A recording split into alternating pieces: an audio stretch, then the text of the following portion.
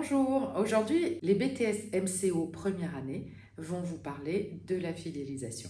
On se retrouve à la fin de la vidéo.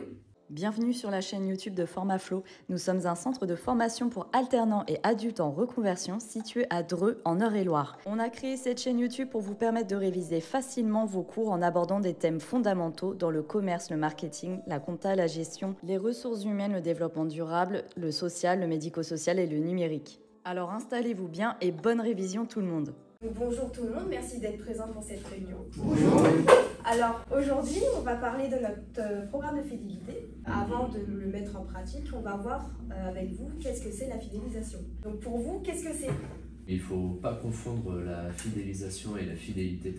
La fidélisation, ça va d'abord être les outils pour mesurer la fidélité.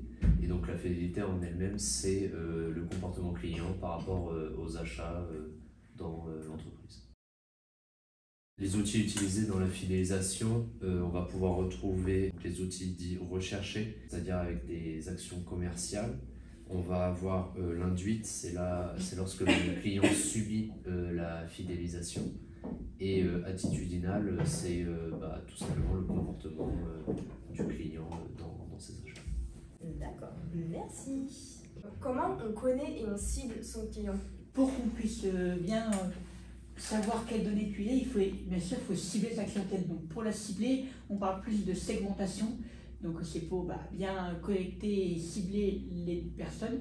Donc pour ça, il y a plusieurs données à prendre en compte, comme l'âge, le panier moyen, le sexe, également le nombre de cartes de fidélité qu'on a pu déjà distribuer par le passé. Pour ça, on utilise donc un GRC, c'est la gestion relation client. Ça permet donc à la fois de segmenter par rapport aux données que je viens de vous citer, mais également d'identifier pourquoi est-ce qu'on fait ça. On peut également utiliser donc le RFM. R, donc c'est pour récence, c'est la date du dernier achat qu'a fait notre client chez nous. F, donc pour la fréquence, donc c'est le nombre d'achats qu'il a pu réaliser en amont, donc par le passé.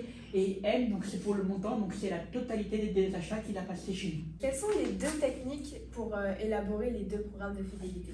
Pour élaborer un programme de fidélisation, on a les techniques transactionnelles et les techniques relationnelles. Ces deux axes sont complémentaires. La récompense et les transactionnels.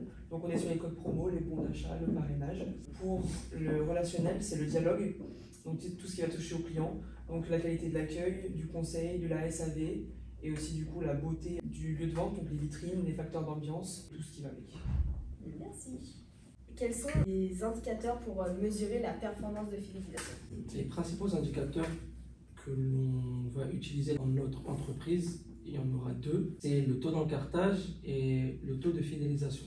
Alors le taux d'encartage, il sert à savoir combien de clients sont titulaires de la carte de fidélité. Il se calcule en faisant le nombre de clients titulaires de la carte divisé par le total des clients multiplié par 100. Le taux de fidélisation ou le taux de rétention, c'est savoir combien de clients sont titulaire de la carte en fin de période, qui se calcule en faisant le nombre de clients en fin de période, moins le nombre de clients acquis pendant la période, et on divise tout ça par le nombre de clients en début de période.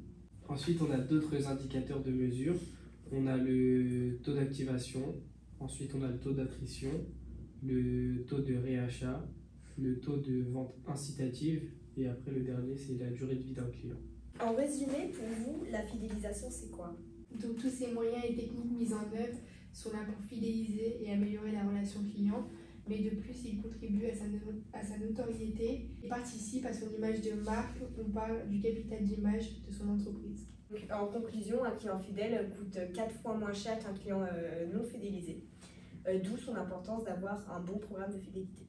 Merci pour cette réunion. Merci. Et on va commencer à attaquer le nouveau programme de fidélité. Okay. Voilà.